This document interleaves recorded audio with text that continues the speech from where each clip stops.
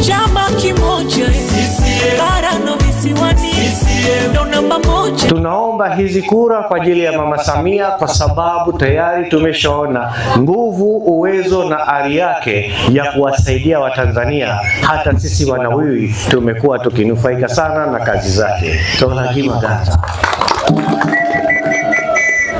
Maombi ya diwani mteule nimeyasikia, na jinsi ambavyo nasemaga kwamba mimi ni muumini wa maendeleo.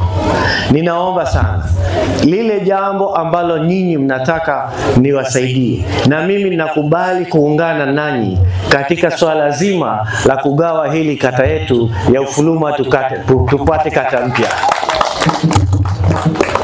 Lakini ili niweze kufanya hiyo kazi vizuri, ninawaomba sana, baada ya mchakato kukamilika, basi nyinyi mtakapokaa kwenye vikao vyenu vya WDC, mchakato huu muanze kufanyia kazi na miutasari muwe mnatupa, ili na sisi kwenye ngazi ya wilaya mpaka taifa tuweze kulifanyia kazi. Ninawaombeni sana hilo.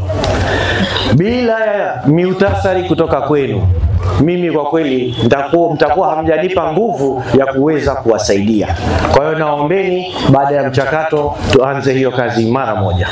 Lakini pia najua tuna changamoto ya barabara, na hiyo itakuwa moja ya ajenda yangu kuu na kazi yangu kubwa, kuhakikisha tunapata barabara ambazo zinapitika misimu yote, iwe masika iwe kiangazi, barabara ziwe zinapitika. Tolagima Ganza. CCM oye! Lakini bado tuna mpango wa kuendeleza umeme. Sasa hivi umeme umeshafikia katika hatua ya vijiji vyote kwa nchi nzima, lakini ahadi ya mama ni kwamba umeme huu uendelee kusambazwa mpaka kwenye vitongoji vyote vya nchi nzima. Mama Samia oye! Nani kama Mama Samia? Oktoba 29 tunatiki. Ninawaomba sana, tarehe 29 Oktoba, siku ya kupiga kura, ni siku ya kihistoria. Sisi katika nchi yetu haijawahi kutokea mgombea kwa nafasi ya urais awe mwanamke. Mara hii imetokea, na tunaenda kuandika historia ambayo itatuweka sisi katika sehemu nzuri, lakini pia tutaionyesha Afrika, tutaionyesha dunia kwamba sisi Watanzania ni watu wenye amani, sisi Watanzania ni watu watulivu, sisi Watanzania ni watu ambao tunataka maendeleo. CCM oye! Tolagima Ganza.